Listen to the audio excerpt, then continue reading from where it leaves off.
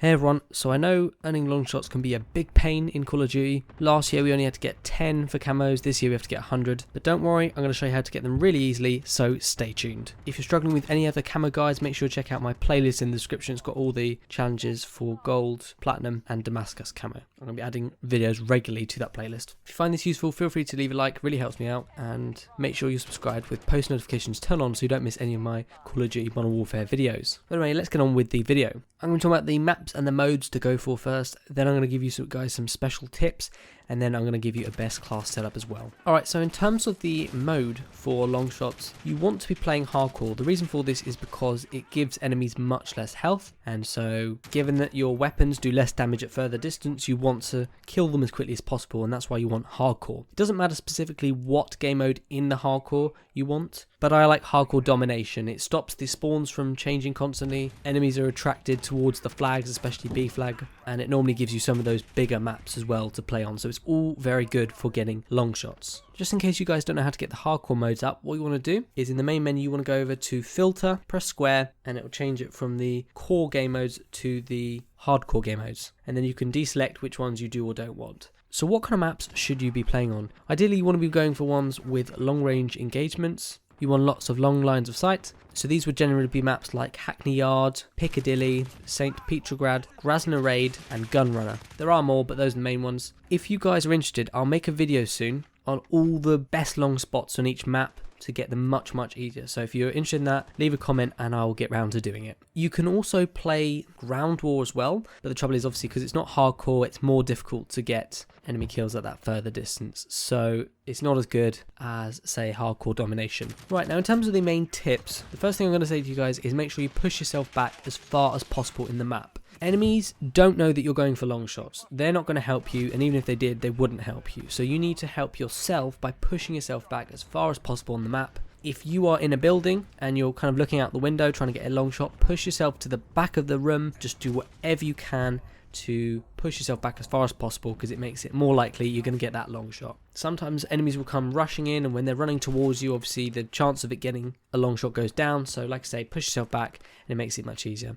At the same time, you want to be going to the areas of the map with high flow, i.e. lots of enemies. Again, it's all about just finding the right spots, but I think that's the most crucial point of the video. The next thing I'd say is try and get on roofs or in corners if you can. This is kind of an extension of the first point, but it means you're less seen by the enemies, and it kind of helps you to kind of hold down that area where you can kind of focus on a spot and try and get long shots. You're not specifically camping per se, but you're kind of holding down an area for a bit, then you might want to check a different area and come back again. But part of the time you might find yourself sort of focusing on one spot, waiting for someone to come. So like I say, if you're on roofs, on top of things, or you know, in the corner, it just makes it a little bit easier. I'm not saying camp the whole game, definitely not, just to make that clear. Now next, it's important to make sure that you're keeping prone or crouched when possible. This is for two reasons. Firstly, obviously it makes you less visible to the enemy, you're harder to hit, and so you're less likely to be shot by an enemy. But also, when you're crouched and prone, your gun is more stable, you're going to have less recoil, and it's easier to get those kills from a longer distance. And just as a quick extension of that, if your gun has a lot of recoil, it can be useful to put on the bipod attachment. And this means that when you're sort of mounted on something or you're prone,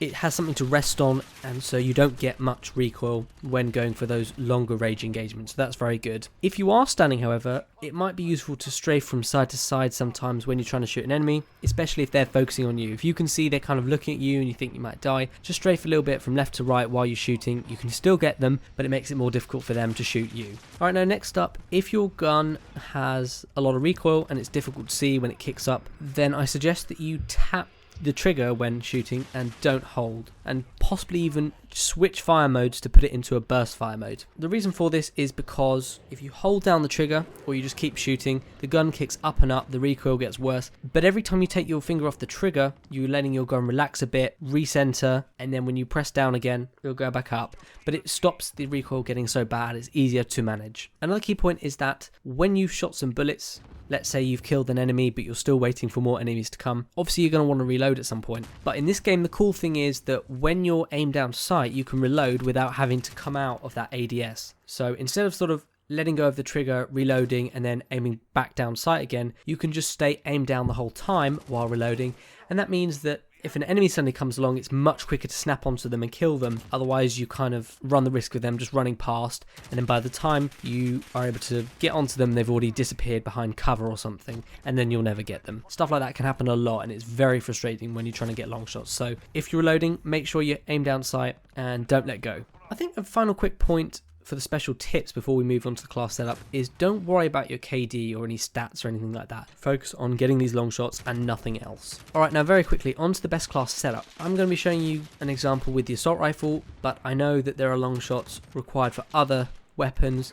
I believe it's the LMGs, the marksman rifles, and then the snipers, and I think the pistols as well. So if you're doing on a different weapon, try and apply the tips I'm showing you guys here to the other weapons, because they've obviously got different attachments. But if you want a specific guide for other weapons like snipers or pistols, let me know, and again I'll get around to doing it. For my example class setup, I've got my assault rifle, and on it I've put the Singard Arms 19.8 inch Prowler barrel, and this just allows an increased damage range. It's going to mean you're going to do further damage at an increased range. You're going to get increased bullet velocity and more recoil control, so it just helps with getting kills at those further distances. I put on an optic. Optic's quite good, especially for the really long sights of engagement. I've gone for the Cronin C480 Pro optic. It doesn't matter what you go for, but I like this one because it's a magnified scope, but it's also clear and easy to use. On the rear grip, I added the rubberized grip tape, and this just adds more recoil control. And then for the ammunition, I added a 100-round drum. This is just so you got much more bullets, so you don't have to reload as much, because